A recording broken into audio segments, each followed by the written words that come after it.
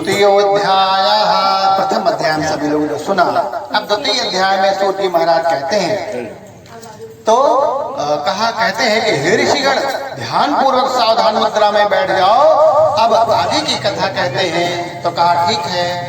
तो कहा अथान्येन प्रवक्ष्यामि कृतं येन पुरा द्विजा कश्चित् काशीपुरे रम्ये यासीद विप्रोति निर्धनः। का काशीपुर में एक निर्धन ब्राह्मण था,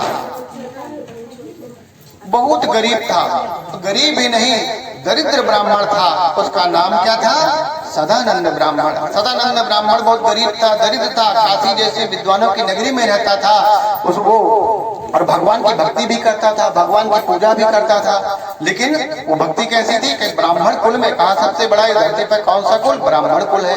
भगवान तक पहुंचाने वाला कौन? ब्राह्मण है। लेकिन ब्राह्मण कुल में सदानंद का जन्म तो हुआ, लेकिन वो ब्राह्मणत्व से विमुख था। पूजा पाठ तो करता था, लेकिन उसका पुण्य, उसका लाभ उसको प्राप्त नहीं होता था। और इतनी स्थिति उसकी गड़बड़ हो गई कि गरीब हो गया। और इतना गरीब कोई उसको न दान दे, न कोई भीख दे। भीख मांगने से भी उसको भिक्षा नहीं मिलती थी। तो भगवान सुनते रहते हैं। सदानंद भगवान कहते हैं कि हे भगवान, हम आपकी बहुत पूजा उपासना करते हैं, हृदय की करुण कराह आप तक हम पहुंचा रहे हैं। आप आइए और हमारा उद्धार करिए। सदानंद भगवान के सदानंद चिल्लाने लगते हैं ब्राह्मण कि आ जाओ भगवान, सब तुम्हारा भक्त सदानंद बहुत दुखी है, दरिद्र ब्राह्मण है, गरीब है, काशी जैसे विद्वानों की नगरी में रहता है, लेकिन फिर भी वो गरीब है। कहता है सदानंद ब्राह्मण कहते हैं सुन लो दास पुकार भगवन, सुन लो दास पुकार भगवन, आ जाओ एक बार, आ जाओ एक बार भगवन, आ जाओ एक बार। सदानंद ब्राह्मण भगवान को पुकार रहे हैं कि हे भगवान आ जाओ, अपने भक्त पर कृपा करो।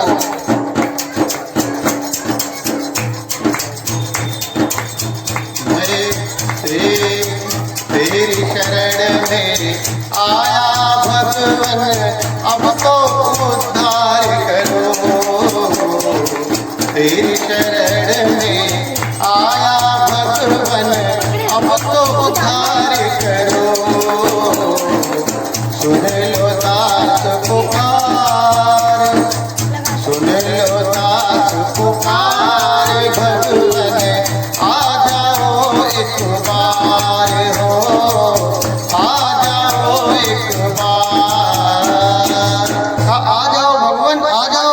तुम्हारा भक्त सदानंद ब्राह्मण तुमको पुकार रहा है, हृदय की गहराई, हृदय की करुण कराह पहुंचा रहा है। और भगवान अपने भक्तों की आवाज सुना ही करते हैं। वो दौड़े आते हैं, लेकिन भगवान स्वयं साक्षात्कार नहीं आते, वो किन्हीं न किन्हीं रूपों में आते हैं। एक वृद्ध ब्राह्मण के रूप में सदानंद के सामने भगवान आते हैं और कहते हैं कि अरे सदानंद क्या हुआ? कहा कि ब्राह्मण देवता, हम ब्राह्मण कुल में हमारा जन्म हुआ है, और लेकिन फिर भी हम दरिद्र हैं, भीख मांगने से भीख मिलती नहीं। हमारा परिवार एक टाइम भोजन करता है, एक टाइम ऐसे भूखे ही सो जाता है, पत्नी रोती है, बच्चे कलह कर रहे हैं। कोई उपाय बताओ ब्राह्मण देवता, हमारी गरीबी दूर हो जाए। कहा एक उपाय है। कहा कौन सा? बताओ। कहा सत्यनारायण भगवान के शरण में आ जाओ। सत्यनारायण भगवान की कृपा से तुम्हारी दरिद्रता दूर हो जाएगी, गरीबी दूर हो जाएगी, धन धान्य की वृद्धि होगी। कहा अच्छा, तो ब्राह्मण देवता ये भी बता दो, इसका कोई विधि विधान होगा, कैसे करें? तो बता देते हैं विधि विधान सारा कि दूध, दही, शहद, शक्कर ये सब लगेगा, गेहूं का आटे का सवायक लगेगा, केला फल लगेगा। और श्री सत्यनारायण भगवान को भोग लगाने के बाद में, कथा श्रवण करने के बाद में, प्रसाद ग्रहण करने के बाद में भगवान की कृपा होगी। सदानंद भगवान पूरा विधि विधान समझ जाते हैं और कहा ठीक है, कल प्रातः काल ही हम ये सत्यनारायण भगवान के हम व्रत करेंगे, कथा श्रवण करेंगे, योग्य ब्राह्मण को बुलाकर कथा श्रवण करेंगे। कहा ठीक है। और वो ब्राह्मण देवता अंतर ध्यान हो जाते हैं। और सदानंद ब्राह्मण घर पहुंचते, नींद नहीं आती है कि कल हमको अनुष्ठान करना है, श्री सत्यनारायण भगवान का व्रत करना है, उनकी कथा श्रवण करना है, ब्राह्मण देवताओं को बुलाना है। तो इतना सब होगा, खर्चा होगा, हमारे पास पैसे तो है नहीं। इतनी गरीबी है, भीख मांगने से भीख नहीं मिलती है, कैसे क्या होगा। लेकिन उन्होंने सदानंद ब्राह्मण ने संकल्प कर लिया कि हे सदानंद भगवान, हे श्री सत्यनारायण भगवान, सब आपकी ही लीला होनी है, आपकी ही कृपा से ये व्रत हो पाएगा, ये कथा श्रवण कर पाएंगे। घर पहुंचते हैं, रात भर नींद नहीं आती है, हमारे चिंता में कि कल हमको सत्यनारायण भगवान की कथा श्रवण करना, हमारे पास कुछ भी नहीं है। प्रातः काल होता है और सदानंद ब्राह्मण स्नान इत्यादि करने के बाद में संकल्प करते हैं सत्यनारायण भगवान का व्रत का, और सायंकालीन वेला में श्री सत्यनारायण भगवान की कथा को श्रवण करना है। और वो चल देते हैं, फिर से भिक्षा मांगने के लिए, कथा श्रवण करनी है, पंडित को दक्षिणा देनी है, केला फल इत्यादि हर व्यवस्था करनी है, और चल देते हैं भगवान का नाम लेते हुए। श्री कृष्ण गोविंद हरे मुरारी, हे नाथ नारायण वासुदेवा। श्री कृष्ण गोविंद हरे मुरारी, हे नाथ नारायण वासुदेवा, हे नाथ नारायण वासुदेवा, हे नाथ नारायण वासुदेवा। श्री कृष्ण गोविंद हरे मुरारी, हे नाथ नारायण वासुदेवा। एक सेठ जी देखते हैं, अरे सदानंद, इतनी भक्ति में कहाँ जा रहे हो भगवान का भजन करते हुए। और सदानंद कहते हैं कि हे सेठ जी, हमारा सत्यनारायण भगवान का व्रत है और सायंकालीन हमको कथा सुननी है, हमारे पास कुछ है नहीं। अरे भगवान की इतनी भक्ति में तुम भजन कर रहे हो, पूजा कर रहे हो, अरे क्या क्या लगेगा पूजा में बताओ हमको। का घी, दूध, दही, शक्कर, शहद ये सब लगेगा, फल फूल मिष्ठान लगेगा, भगवान को भोग लगाना है। कहा कोई बात नहीं, हम तुम्हारी व्यवस्था करते हैं। उनको दान दे देते हैं और दान ले लेते हैं। सदानंद बहुत खुश होते हैं और फिर सदानंद आगे चल देते हैं भगवान का भजन करते हुए। गोविंद बोलो हरि गोपाल बोलो, गोविंद बोलो हरि गोपाल बोलो, राधा रमण हरि गोविंद बोलो, राधा रमण हरि गोविंद बोलो, गोविंद बोलो हरि गोपाल बोलो, गोविंद बोलो हरि गोपाल बोलो, राधा रमण हरि गोविंद बोलो, राधा रमण हरि गोविंद बोलो। फिर एक बात साहूकार मिलता है, अरे सदानंद रुको, कहाँ जा रहे हो? इतनी भक्ति, इतने करुण कराह के साथ में भगवान का भजन कर रहे हो, कहाँ जा रहे हो? कहा कुछ नहीं, भगवान श्री सत्यनारायण भगवान का आज हमारा व्रत है और सायंकाल हमको कथा सुननी है। एक सेठ जी कुछ दान दे चुके हैं, अभी कुछ बाकी है। कहा अरे सदानंद बताओ क्या क्या लगेगा? फिर दूध, दही, शक्कर, घी ये सब शहद लगेगा, भगवान को अभिषेक करना है, कथा श्रवण करना है, पंडित जी को दक्षिणा देनी है।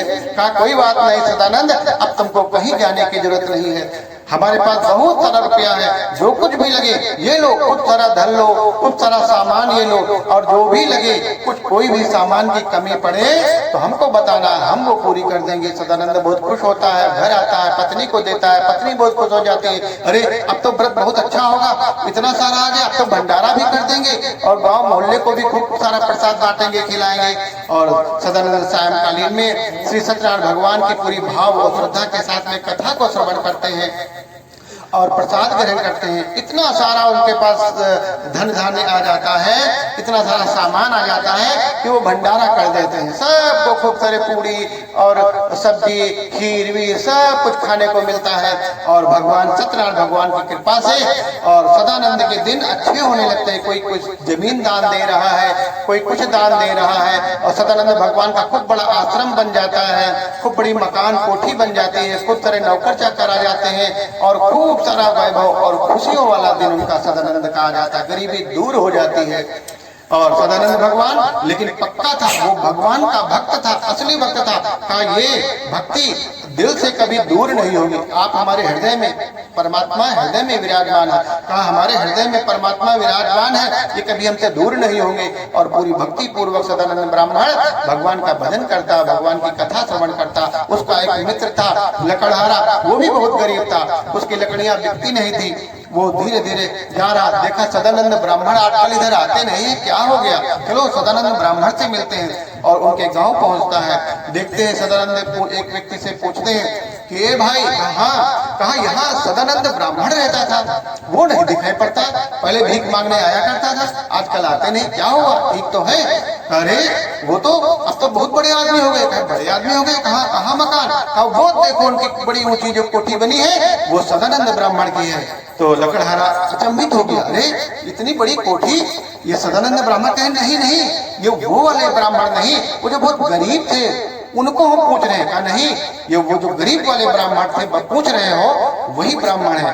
अरे ये कैसा चमत्कार हो गया, चलो सदानंद ब्राह्मण से मिलते हैं। और वहां पहुंचते हैं, सदानंद भगवान सत्यनारायण भगवान की पूजा में लगे होते हुए कथा श्रवण कर रहे होते हैं। वो लकड़हारा वहीं पे बैठ कर सुनता है। उसके बाद में जब पूजन समाप्त हो जाता है तो प्रणाम करता है लकड़हारा, और सदानंद ब्राह्मण बाहर आते हैं। और लकड़हारा कहता है, अरे ब्राह्मण देवता, तुम तो बहुत गरीब थे, भिक्षा मांगते थे, आज ये क्या हो गया, इतना सब वैभव, ये सब क्या, सब इतनी बड़ी कोठी, इतना बड़ा आश्रम, इतने नौकर चाकर, गाय भैंस, दूध दही सब कुछ हो रहा है, कैसे? कहा मेरा आपकी कृपा से सब काम हो रहा है, करते हो तुम कन्हैया मेरा नाम हो रहा है। कहा तो भगवान की दया, नारायण की दया से ही ये सब वैभव है, हमने कुछ भी नहीं किया। कहा कैसे? कहा सत्यनारायण भगवान की कृपा से जो वैभव देख रहे हो उन्हीं का सब दिया हुआ है, हमारा कुछ भी नहीं है। अरे सत्यनारायण भगवान की कृपा से इतना वैभव, क्या हम करें तो हमारी गरीबी दूर हो जाएगी? हाँ बिल्कुल दूर हो जाएगी, अगर पूरी श्रद्धा और भक्ति के पूरे विश्वास के साथ में सत्यनारायण भगवान का व्रत और उनकी कथा श्रवण करेंगे, प्रसाद ग्रहण करेंगे तो तुम्हारी भी गरीबी दूर हो जाएगी। लकड़हारा प्रसन्न हुआ, कहा हे सदानंद ब्राह्मण, इसका कोई विधि विधान हो बता दो, इसको हम कैसे करेंगे, हमको कुछ आता जाता नहीं। सदानंद ब्राह्मण लकड़हारे को सारा विधि विधान बता देता है, और लकड़हारा घर पहुंचता है और विधि विधान पूर्वक श्री सत्यनारायण भगवान का पूजन करता है, व्रत रहता है, और सायंकालीन बेला में कथा को श्रवण करता है। और सत्यनारायण भगवान की कृपा से लकड़हारे के भी दिन अच्छे हो जाते हैं, उसके भी जीवन में धन धान्य की वृद्धि हो जाती है, खुशियां आ जाती हैं और पाप मुक्त हो जाते हैं। और ऐसे इधर विष्णु भगवान की कृपा से, सत्यनारायण भगवान की कृपा से सदानंद का जीवन खुशियों वाला हो गया, और सत्यनारायण भगवान की कृपा से लकड़हारे का जीवन सुखी हो गया। इस प्रकार से जो कोई व्यक्ति भी श्री सत्यनारायण भगवान को पूरे भाव और पूरी श्रद्धा पूर्वक उसका व्रत करेगा, अनुष्ठान करेगा, कथा को श्रवण करेगा, वो योग्य ब्राह्मण के द्वारा उनके जीवन में भी हर प्रकार से धन धान्य की वृद्धि होगी, उनके जीवन से पाप दूर हो जाएंगे, कष्ट दूर हो जाएंगे, रोग दूर हो जाएंगे, संतान की प्राप्ति होगी, और हर प्रकार से मनोवांछित फल प्राप्त करेगा। बोलिए श्री सत्यनारायण भगवान की।